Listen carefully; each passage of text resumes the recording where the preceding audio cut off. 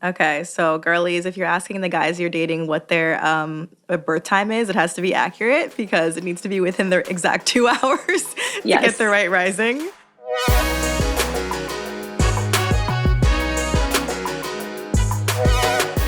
Hi, guys. Welcome back to another episode of Vulnerable. I am your host, Chelsea Vaughn. And today we are finally doing my horoscope astrology tarot episode that I've been wanting to do, that I've been talking about since I started this podcast. We have as a guest Meghan Rose. She is an LA astrologer. She is an intuitive tarot card reader, a spiritual advisor, and an author. And I found her because I look on, I don't know, like everyone else, like when I was younger, I used to like flip to the back of magazines to look at the horoscope section. And now I kind of do that on the internet. But there's one that I really loved on Glamour.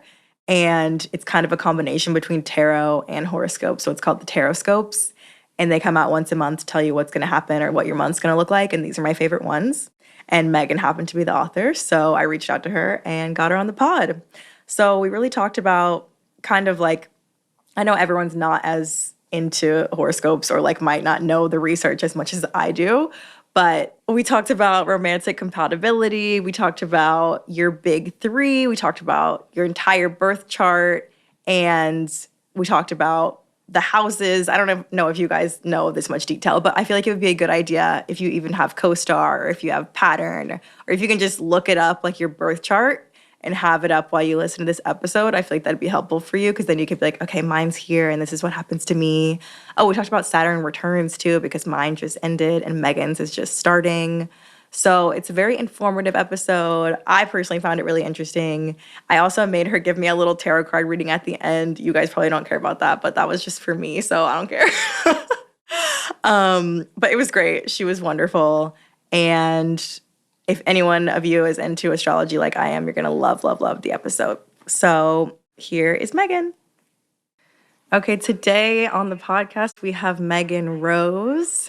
And you guys know how much I love astrology, horoscopes, everything, tarot.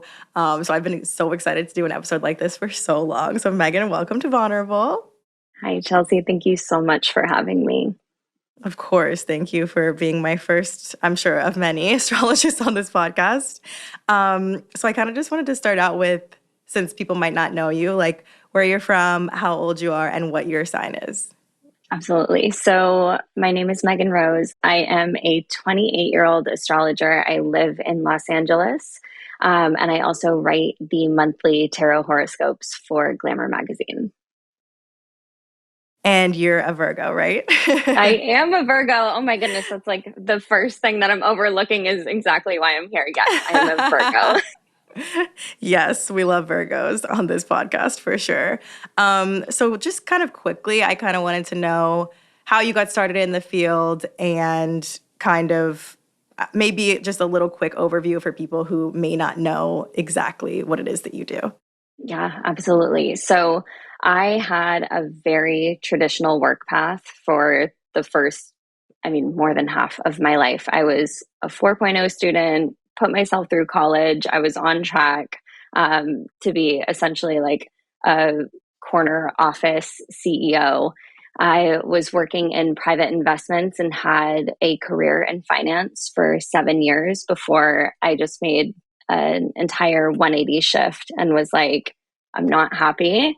This is not what I want the rest of my life to look like. And if I'm already feeling burnt out I think I was 23 when I left my last job and I was working in downtown LA.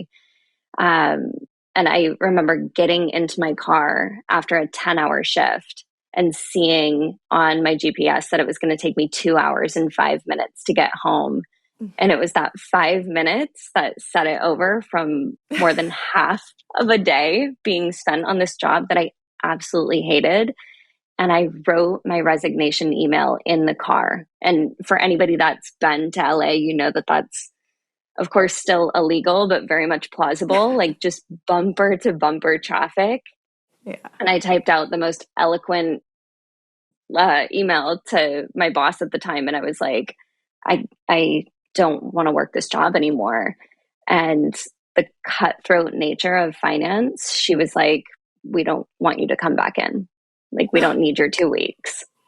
Wow. So, this kind of being thrown off of the deep end feeling, it was almost like I was so uncomfortable at that point in my life that doing something that was completely polar opposite to what I had been doing just felt normal. Yeah. I love that because I also was like corporate office girly for a while and then completely quit, pivoted, and went to modeling. So I love to Love hear it. stories like that when people just exit and then start doing something they love. So how did you go then into like were you just really interested in astrology and so then you just kind of started looking into it? Yeah, so it's funny. I grew up in rural New Hampshire in a town that had less than 1,000 people in it when I was growing up. And my family on both sides, my dad's side was Christian, my mom's side was Catholic.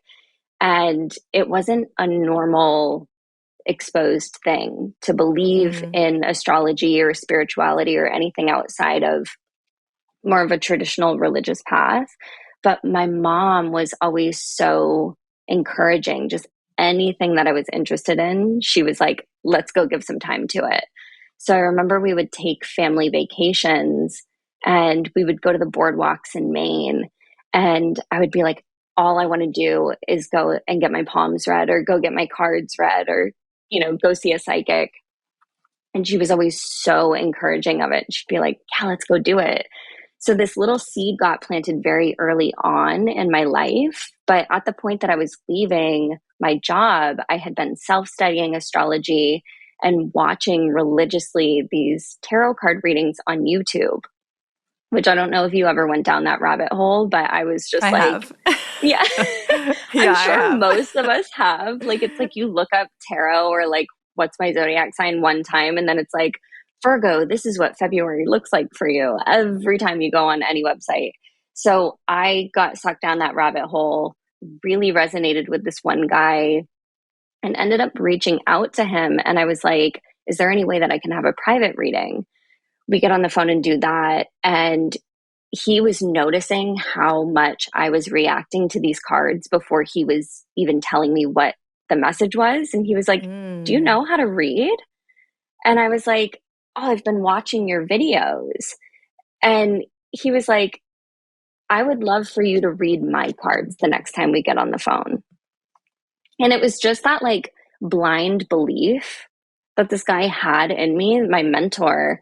Um, and we ended up doing this on like an every other week basis. So I was learning how to read tarot cards in real time from the person that I had been looking up to for years. So it was like all of these very kismet things that just kept happening or presenting themselves and funneling me even deeper into the work that I do now. Like, I always talk to people too about this when I'm doing readings for them, where we kind of know, right? Like when you're doing something that's out of alignment with you, you'll start to notice this kind of like what I call hiccuping. Like it just feels like everything becomes an issue on top of another issue.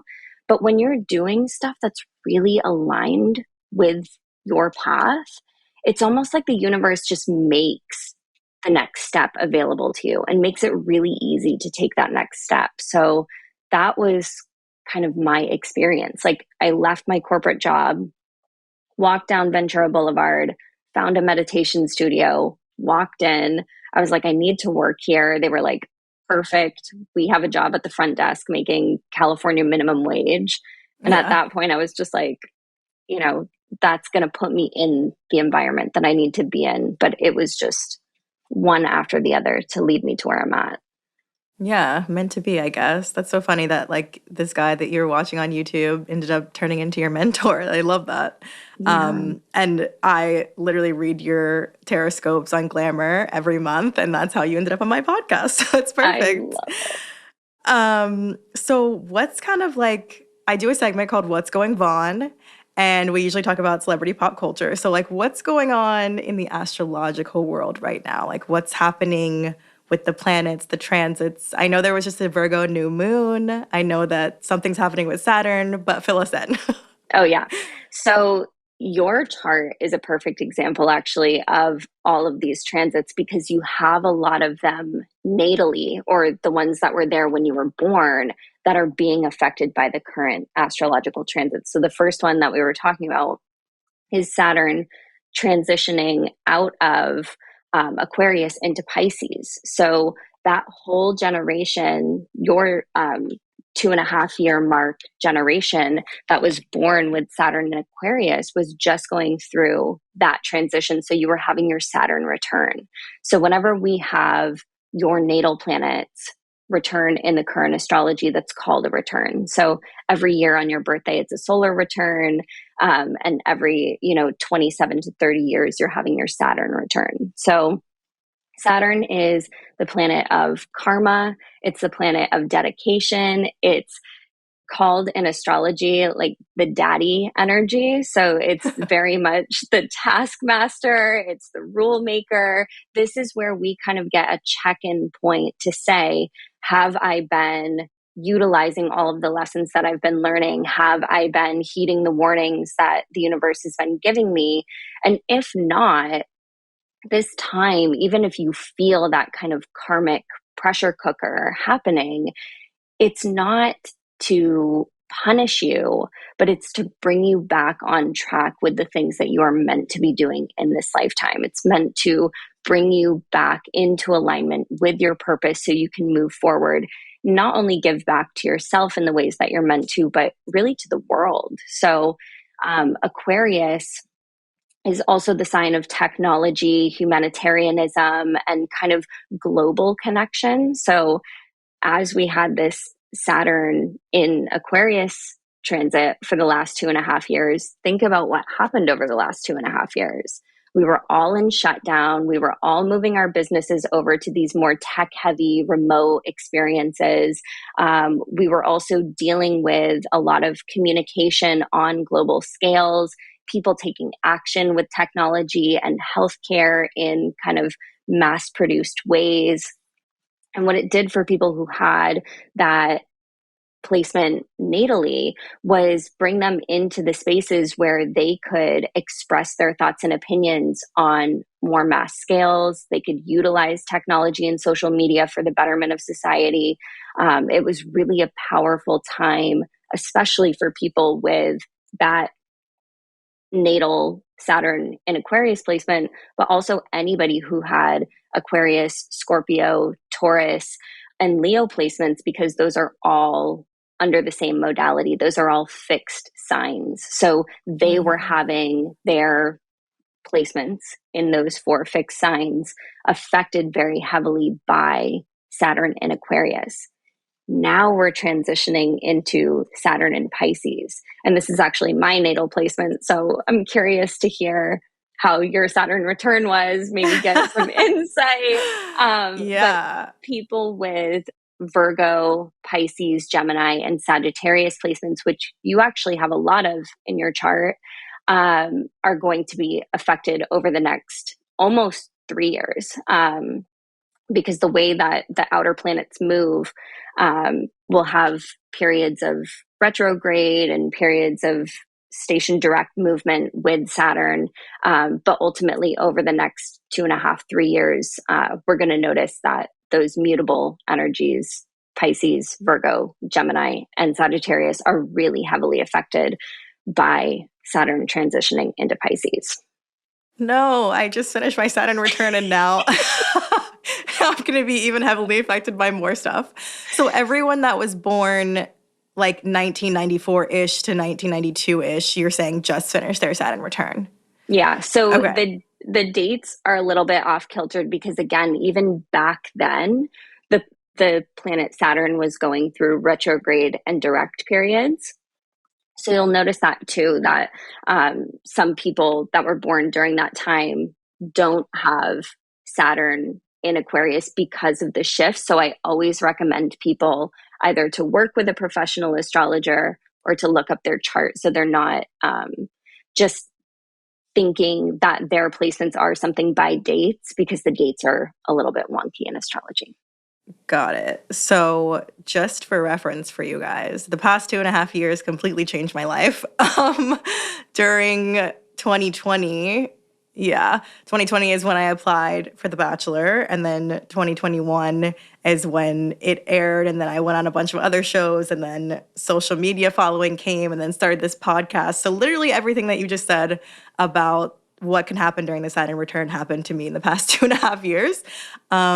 So mine went really well. I hope I hope that happens to you. Thank you. Um, yeah. So isn't I've heard about Saturn returns that like I don't know what the cliche about them is, but like I've heard that it kind of life-changing things happen during that time.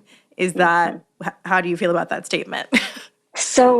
You're not wrong, but there's a lot of fear mongering in the astrology community. And I think you notice that more now with people who are not trained and truly well Mm, versed with astrology, but are maybe good at pattern recognition, right? So people who are like, beauty gurus and they're like, this is what product you should be using for your sign, but they don't have a backing in astrology. There's nothing okay. wrong with creating content like that, but I do want people to err on the edge of caution when they're giving fear based information to people based on their zodiac signs or their astrological placements or their natal chart. So, Saturn returns. Yes, they create a lot of change. But again, we kind of come back to that understanding of Saturn's energy of being the planet of karma.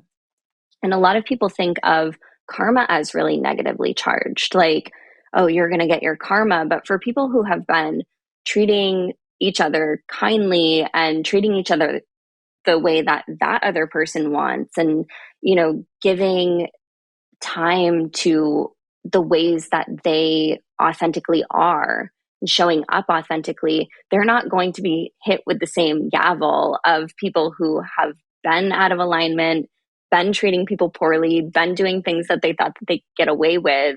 And it's not to say that if you have a bad Saturn return that you are inherently a bad person or you've been doing bad things, but it's kind of like my old job in finance or your old corporate job. Those jobs are not issues. And I'm so happy that we both opened up those placements for people whose dream would to be to in people who have the dream to be in the positions that we were in. Yeah. But Yeah, for sure. those were not the jobs for us. So I always Hmm. say when you take action like that and you leave the relationships, the jobs, the towns, the friend circles that are not in alignment with you, this time of having a Saturn return isn't going to be as destructive and detrimental because you're already taking that action day by day. Yeah. I'm glad that you brought that up too, because I feel like with just astrology and horoscopes in general, there is so much misinformation, miscommunication, and misunderstanding. So, like, what are some of the biggest myths that maybe you could clear up for people that, like, or what would you say to people that are just like, oh, all of that is bullshit. I don't believe in it? First off, if you are a believer, my first point of advice is don't waste your time getting other people to believe.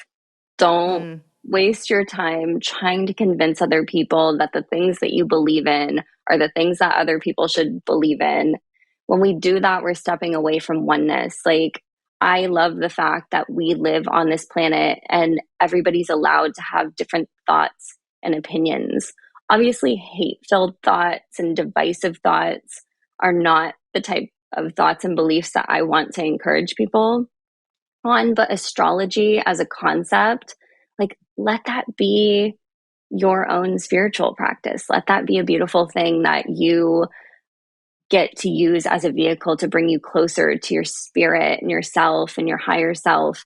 But as far as astrology goes, don't be afraid of Mercury retrograde. That's a huge one that I like to share with people. yeah. Um, you don't have to fear the retrograde periods. I think, as an astrologer, retrogrades just allow for all of these concepts to come up. So, like reflecting, reassessing, recalibrating. it's a time for you to sit in the things that have happened so you can come into a deeper understanding of where you want them to go going forward. So when we Mm. put fear on retrogrades, and especially when Mercury retrogrades happen 3 to 4 times a year, I'm like, why are we going to cause this unnecessary suffering for ourselves when this happens so frequently? Yeah, people literally panic. It's like Mercury's in retrograde, everything's going wrong, and like people use it as an excuse too, which I think is kind of funny. But like, oh, this happened because Mercury's in retrograde, and then I'm like, okay, I don't know if we're Absolutely. And using it's that like, correctly. I know. And for you and I, like, we're both Virgos, so we're ruled by Mercury. So we're heavily affected by Mercury's transits, and Geminis are also ruled by Mercury. So anybody who has Virgo and Gemini placements, you're going to feel anytime that Mercury shifts into a new sign, goes retrograde. And again, the possibility of having one of 12 signs in your chart or planetary placements in your chart is inevitable. And we all have all 12 of the signs just based on the zodiac wheel being present. So even if you don't have planets there, you're going to feel it. But you don't have to be afraid of transits, is mainly what I'm trying Yeah. to get at. Yeah, and I think that a lot of people that don't believe are just like, you can't tell me my personality traits based on my birthday, whatever. But I want to emphasize the importance of looking at an entire chart and looking at all of the planets. So, like, let's talk about the big three because I think a lot of people are just like, oh, what's your sign? Oh, it's Virgo. And that's just your sun sign. So, can you tell us Yeah, about like sun, moon, and rising and what they mean and why they're important? absolutely. So in astrology, you have a big six, which is actually your sun, moon, rising, and then Mars, Mercury, and Venus. So those planets are personal planets for you, or personal points, because your rising sign is actually a planetary point and not a planet. But your sun, moon, and rising allow you to understand, the sun rules the ego. It's the outward expression of self. So that may be how other people perceive you or how you perceive your trek through the world. But your moon sign talks all about your emotions, your subconscious, what makes you feel safe in this lifetime. So if somebody not only knows, but really takes the time to understand your moon placement, there's a high likelihood that you feel very safe and deeply understood by that person. So, when people are looking at your natal chart, Chelsea, you have a Leo moon, but you Mm-hmm. also have a Leo rising. So that's why, I'm sure you can understand that it can feel very frustrating being in this tiny box of being a Virgo. You're like, I'm not like a 12th of the population. Right. If anything, you embody more of that Leo energy, that bold, loud, confident, self fulfilled experience in this lifetime. And you will actually help more people by putting yourself first. Because when we look at Mm. the rising sign, the rising gives us deep understanding of what somebody's purpose is and how they want to navigate through the rest of the world.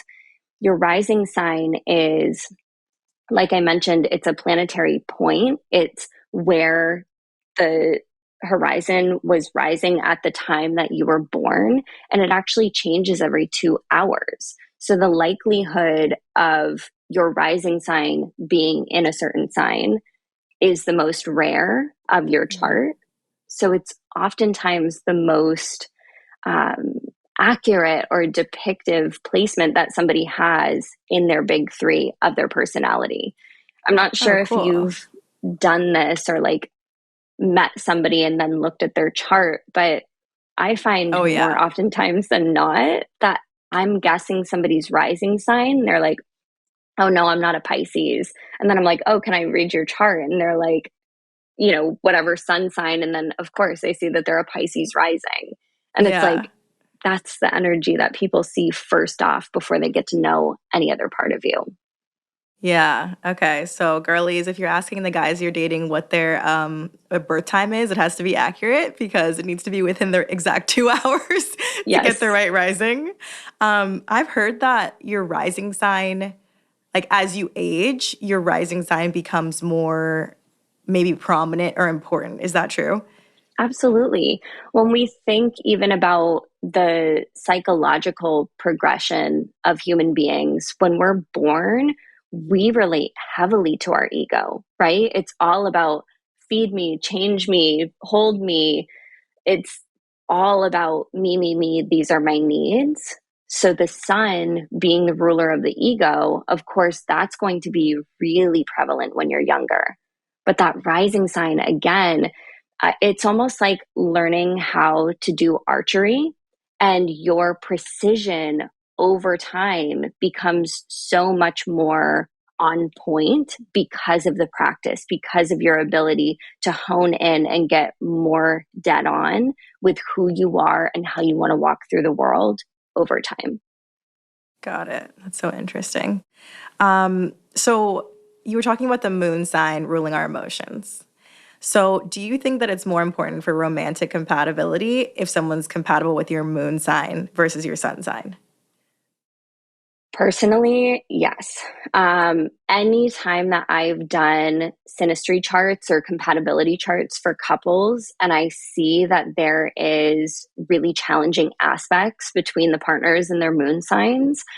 So, like, let's say partner A has Pluto, Chiron, or Saturn in the same sign as that person's moon, that can typically talk about a level of difficulty because those are harsh planets. We can also talk about harsh aspects to that planet. So, having things in opposition or squaring partner A or B's moon, um, because again, that talks about feeling safe in someone's presence. So, you could have opposite moons. So, an example, your moon is Leo. If you were dating an Hmm. Aquarius moon, that might be that opposites attract. There's a lot of sexual chemistry or, this desire to be in each other's presence because there's tension. But longevity, it can prove to be difficult because the desire, for Leo to be tended to and is so deeply sensitive underneath that loud roar. And then Aquarius being slightly emotionally detached, it's an air sign. They're both fixed signs. So they both want to believe that they're correct. And being correct makes them feel safe. That can prove difficult in long term relationships because we're seeing two people that may be unwilling to adapt and change to make sure that the other partner is feeling safe. So I always like to tell people when you're looking at romantic compatibility that, yes, you're spot on, Chelsea. The sun sign means a little bit and we can't disregard it. But that moon sign means a lot with romantic compatibility, as well as, Venus aspects, Mars aspects, even having moon and rising aspects between the couples. There's a lot more than the sun that will let you know if you're compatible. Yeah. So if I was like were to Google who is Leo most compatible with, whatever came up would be the my partner's compatibility should be for my moon. It's like getting so complex now. Yeah. But like Well, it wouldn't be the same as me like if because I used to just be like, "Oh, who is Virgo most compatible with?" And that might not necessarily resonate with me. oh, yeah. Like, I, as a Virgo sun with no other planets in Virgo, I used to date Capricorn men and think like, I'm done. This is going to be like the love of my life and my sugar daddy, and it would just turn into absolute chaos because it's playing really poorly with my moon sign. It's playing really poorly with my Venus sign, and it just allows you to open up to more. So I guess what I would say for people is look at your moon, look at your rising, look at your Venus, look at your Mars, and then when you're opening up with other people's charts, look at those placements as well and kind of how they mismatch and connect with one another. And you can also go into the house systems if you have birth times, because if you have a Yeah. rising sign, it dictates all of the other houses in your house system. So the fourth house of home and family, the fifth house of romantic relationships, the seventh house of long-term relationships. Those are really Mm, powerful places to look and see if your partner's planets fall into those houses and vice versa.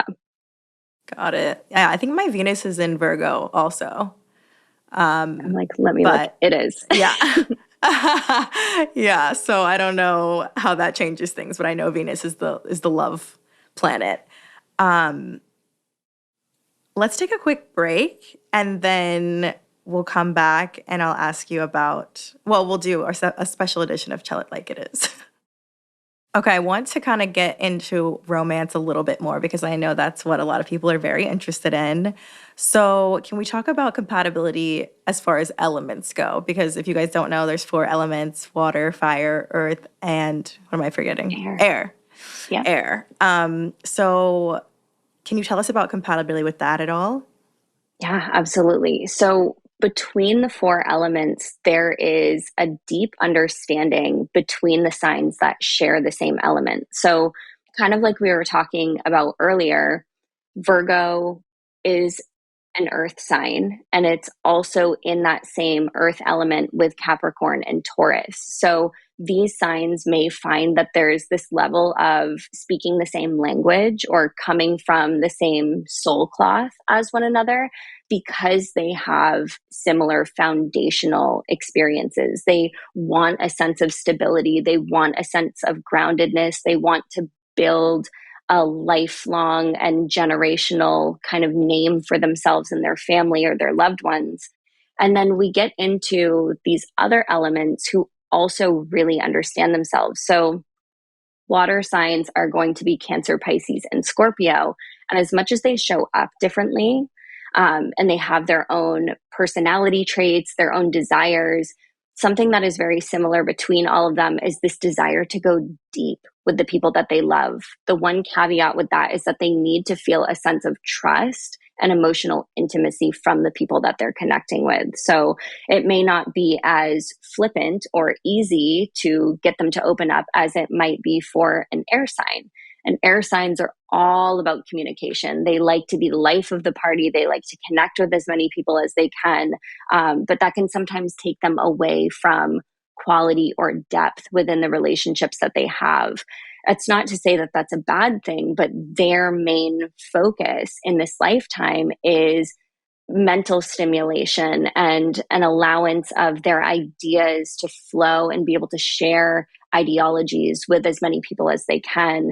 And then we get into fire signs, and that element is really focused on spirit. So things that light their soul on fire, things that set their heart ablaze, right? Like there's a reason for these play on words that really fit with the elements. So that is going to be Aries, Leo, and Sagittarius. And again, we know that these signs show up differently, but when they get together, it's almost like they're fanning each other's flames. They allow each other to feel confident and alive and vibrant. They typically enjoy fast paced conversations and movement. So you'll see a lot of them traveling or prioritizing travel in this lifetime if anybody has fire placements in their chart. So, how that boils down to compatibility, these signs all get along with their same elemental shared signs, but there's also compatible elements. So, earth and water are compatible with one another, and then fire and air are typically compatible with one another because they play into each other's elemental desires, like watering a plant or again Mm. fanning someone's flames. So we're seeing how they allow each other to grow and connect and feel more like themselves, more confident, more loved, more understood when they are either with their own element or they're with their compatible element.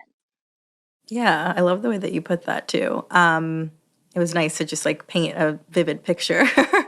Do you think that there's a difference between romantic and friendship compatibility as far as signs go? Because like I feel like I get along with a lot of Virgos and Earth signs.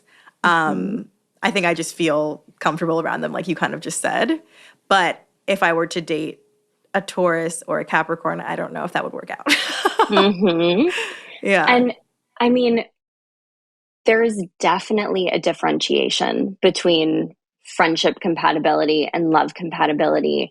And some things that you can look into in that regards, again, is the house system. So Mm. the third house talks about social groups, but the 11th house does as well. So when we look at the house system more than just the planets and the signs, that allows us to understand where somebody's, moon might fall in your third house. And that just makes you feel like this is a friend that I want to have around me because they make me feel like I can unwind. I can go over and be in my pajamas with no makeup on, nothing's done in my life. My life might even be falling apart, but we can still have fun with each other. We can still connect. We can make each other feel optimistic about the future ahead. Whereas you might want to build a home and a family with somebody whose Venus falls into your fourth house of home and family. So the house system is really going to dictate whether somebody's presence feels like a friend or like a lover for you. But, Chelsea, looking at your chart, when you have Venus, the planet of love, beauty, connection, and also Jupiter, which is expansion and growth, both in Virgo as well as your sun, that's where we're seeing, you connecting and creating long term connections with people who allow you to become your most vibrant self. So even if your sun sign was different, those two signs to me would cue into you connecting with Virgos. But you kind of have the Hmm. trifecta with the sun, the Venus, and Jupiter all in that same sign. Yeah, lots of Virgo in me, lots of Virgo and lots of Leo. um, I one more question about like things that I've seen on the internet. Yeah. I've seen that there's a body part associated with each sign. How I Hmm. think Virgo is like stomach or something, or Of maybe like, course. yeah. But like, how is that? How is that's one thing where I'm kind of like, how can you just say that a body part is related to astrology? So can you kind of So explain that a little? yeah, absolutely. Anatomical astrology is a ancient practice that was Mm. used when astrology was first becoming understood by astrologers and researchers way back, like 14th century back. And it's not to say, like, I would actually love to hear more of this from you, like how you're interpreting that, because to me, this is just an association with a sign to a body part. And again, everybody has all 12 signs. They may just not have a Okay. planet in that sign. So, um, like Aries being the head, um, Taurus being the throat, Virgo, like you said, being the stomach, Scorpio is the genitals, Pisces is feet. Like we're seeing maybe association with what those body parts might mean to a planetary element or a sign's personality trait. So, Yeah. like when people say Virgos are perfectionists and they're worrisome, but they're also really health conscious. And the stomach is that kind of space where we get to ingest everything. So you think about how a Virgo shows up, like when we sit in communication with other people, we're just listening. We're healing people with our presence. And it's like when I think about a body part that does that too, it's the stomach. Like it's like, give me all of what you have, give me everything, and let me turn it into nutrients for the rest of the body. Like that to me Mm. feels very Virgo. Yeah. I just think it's funny when it's like they say Scorpios are like really good in bed and like their body part is the genitals. Like, Yeah. don't Yeah. believe everything you read on the internet, guys. I was just gonna say, Um, I'm like, I had my phase with Scorpios, and some are and some aren't. Don't go off of sun signs. That's so funny. Okay, so for Tell It Like It Is today, we're not going to do advice. I'm actually going to use it selfishly for Megan to give me a little mini tarot reading. So I've given her all of my info, my chart. She's got my birth time, everything. But that's not related to tarot, right? You're just gonna are you gonna pull cards?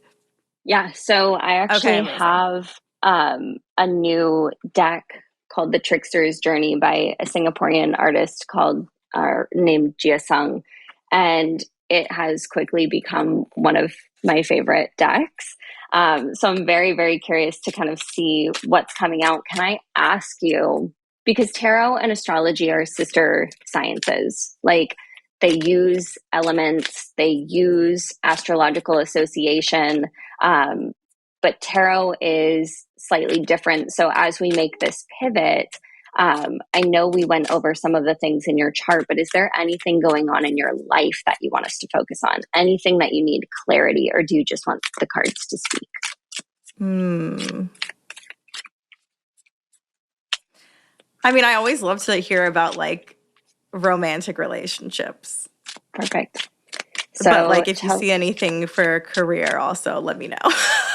love it. I mean, they're both related to the heart chakra. So we'll just kind of see Okay. what your guides have to say to open that space up, bring more abundance in love and career. Let's see what's going on. So, Chelsea, I'm just going to have you close your eyes and take 3 deep breaths in and out as I take a moment to call forth my spirit guides and Chelsea's spirit guides of the purest and highest intention today. What information do we have for love and career if you have it?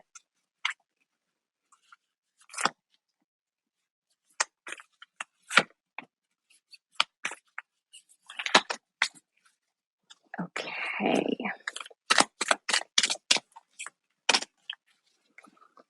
All right, my love. So we have the moon, which is associated with Cancer and Pisces energy, which is actually beautiful because we just had Saturn transition into Pisces, which talks to me about things are already happening currently.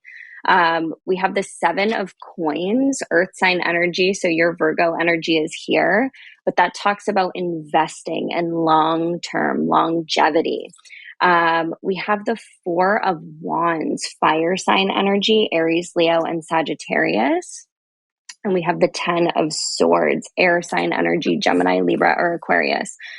Immediately, the message of taking further action to close off your past is coming up. So, you releasing phone numbers, social media connection, if you're like sending Snapchats back and forth, if there's any sort of connection going back with somebody that you have from your past, understand that the visual that I'm getting from your guides is almost like the right person trying to step onto the bus and the bus is full. So they have to get Mm. off and wait for the next bus to come. You taking time now to cleanse yourself from the connections that you've had, and also the idea of yourself when you were in your last relationship or last handful of relationships is going to be really important for you, because there's this feeling of like you looking at yourself like the version of you before you came into your own. And that has to go. It doesn't matter who is receptive. I'm almost getting this feeling of like less people being receptive and even like thirsty towards you than they were in a previous chapter of your life when you were more out of alignment. And what that's showing me is like moths are drawn to a flame. And if you don't protect that flame, all of the moths will come. But you're in this state of protection. Like, can I confirm to you, you feel like you're taking better care of yourself now than you ever have or were taking care of? Mm, I feel like I'm on my way to trying to do that. Like It's I a feel very like once Virgo I get answer. over this, I feel like once I get over this last bit of this hurdle, like I feel like I can see the other side, Mm-hmm. and then I will, and then I will be in that place. I don't Okay. feel like I'm quite there yet. Okay. Because there's this, like, the imagery that your guides are showing me is like you used to get a lot of attention, but it wasn't the right attention. And now as you get attention, they want you to understand that it's not the quantity, it's the quality. And Yeah. giving yourself the space to be treated as and viewed as the magnanimous being that you are becoming requires you to say no to anything else. So, heightening your discernment, using your best judgment, and not being afraid of, with kindness and grace, saying, I love that you're doing X, Y, and Z, but I don't think we're looking for the same thing. Like, there's no need to keep beating dead horses. And I know, like, animal advocates are not going to like that, but it's just a play on words. Yeah, we Like, know what you mean. yeah, like, just let yourself let go as early on as you can, because what your guides are checking for now is that you don't feel like you need to keep things going just for the sake of having the attention, having the company, having somebody be an awareness of you, because your awareness, especially with the moon and the 7 of Pentacles coming up, when we tie this to your career, it's almost like you're investing long term in the things that are going to allow you to leave a legacy behind. So you don't need to keep the old projects, the old ventures, the old versions of you alive, because they are going to become drops in the bucket to all that you do as your life, your career, your legacy continue forward. Wow. I feel like I just like forgot I was in this room for a second on a podcast. Like, thank you. I'm gonna have to like, I need to listen to this back and really take it in. But I love that, and I appreciate you doing that for me. Of Um, course. is there anything else that is on your heart, on your chest, on in the cards, like anything else you want to say? I always ask my guests if there's anything they want to be vulnerable about. So, anything you want to be vulnerable about today? So I don't have any planetary placements in Leo. So it's very hard for me to gas myself up and celebrate myself. Like, I love to do that for everybody else.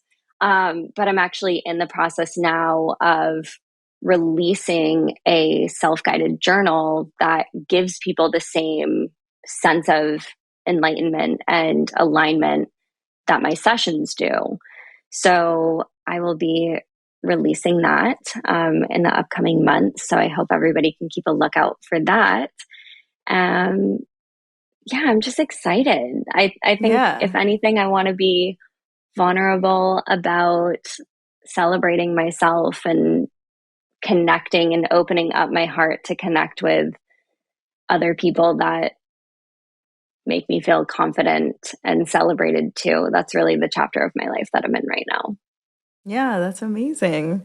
Hopefully your Saturn return goes really well. I'm excited for you. I'm excited for all of your new projects and ventures. Tell everyone, please, where they can find you on social media or anywhere else. Yes. So on all social channels, my handle is the Meghan Rose. My website is themeghanrose.com. And I would love to connect with you. Amazing. Oh, wait, one more question. Yes. How do you feel about like Co-Star and the Pattern? Like, how do you feel about those apps? Um, my tried and true is time passages.